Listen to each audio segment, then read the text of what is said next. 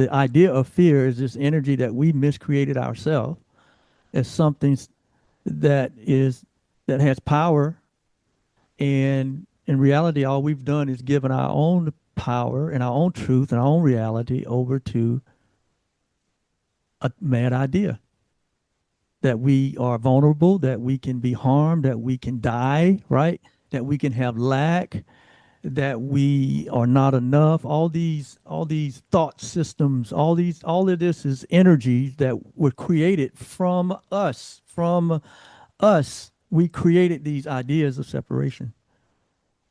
And so if we're the one that created these ideas of separation, we're the only ones that can dissolve them.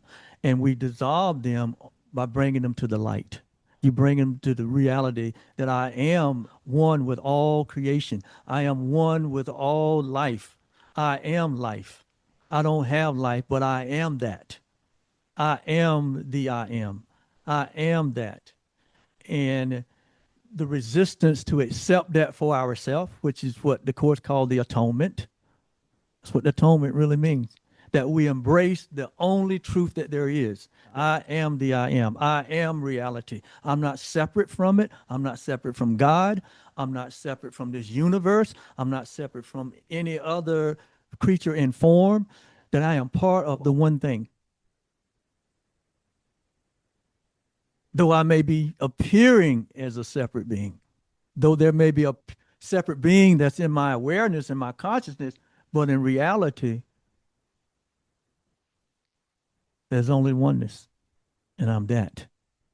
And so when you take that and bring those illusions or those energies, bring that to the truth, then it dissolves in that awareness. It dissolves in the truth. When I had small children, there were times that I would walk into one of their rooms, and I knew as their father that they were at home, safe, in their bed, sleeping.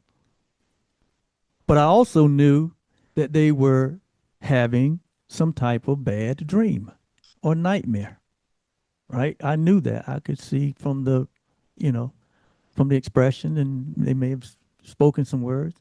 So I knew they were having a nightmare or a dream, dreaming of something that wasn't a reality.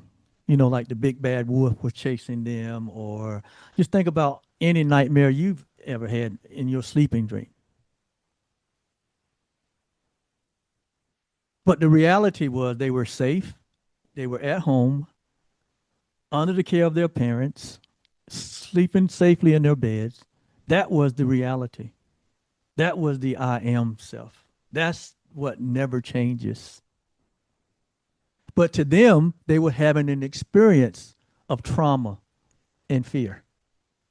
But it was the furthest from reality, the furthest from truth. And so when someone is having a nightmare or a dream, what I would do, I would gently speak the voice of love to my daughter or my son. Gently, this is Dad. Everything is okay. You are safe. There's nothing to fear. You can wake up, right? And then eventually, gently, one of my children would wake up. They come out of the dream, right? And when they came out of the dream, they realized that the big bad wolf was not chasing them, that they were not falling off of a cliff, or they were not whatever the nightmare is, right? Whatever the seemingly experience that we were having, the terror, the fear of death, the fear of lack, the fear that I'm going to be rejected, all these fears that we experience in our human emotions, right? But eventually the child would wake up, and they would have an awakening experience. And when they realized the truth in that moment, what the real truth is, what was their response to that? Daddy, Daddy, the wolf was not chasing me. That was all a dream. I was not this separate self. I was not this person that was defined by the color of their skin or their nationality or their race or their gender. Are all of these things that we have played in the sandbox to keep us from experiencing the true light that we are. And so they wake up and they realize that this is the reality. And so that's our whole kind of journey where eventually we wake up and realize what's real. When you realize what's real, you realize now there is nothing to fear.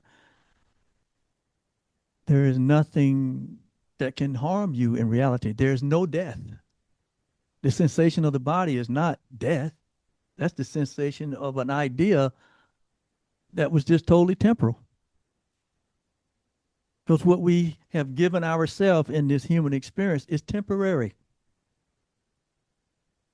meaning it will eventually pass away because it's not real. But who we are in our divinity is eternal. So you will always be aware. You will always be present. You will always be continually, because you're an infinite being, we'll always be evolving into our next expression of this divine self that we are. That is the truth that is true always. And when we bring that to light, we get to the end. Start at the end, Oliver. We all do start the end from the beginning in our human experience because kids come here and they're not aware of anything called fear or lack or color or all of the things that all of the labels that we take on to ourselves, right, to create something that we're not. So we all start out innocent until we get programmed or until we get conditioned, only to what? Want to find out what the truth is. And in reality, there is nothing but love. Love is all there is. Love is who we are. If a choice is to be made, there's really not a choice because there's only one reality. That we just be what we are because we realize that there is nothing but love and that we choose only love and that we express only love. And then we let that come out in our human experience, that our whole life become this expression of the only reality that there is, which is love.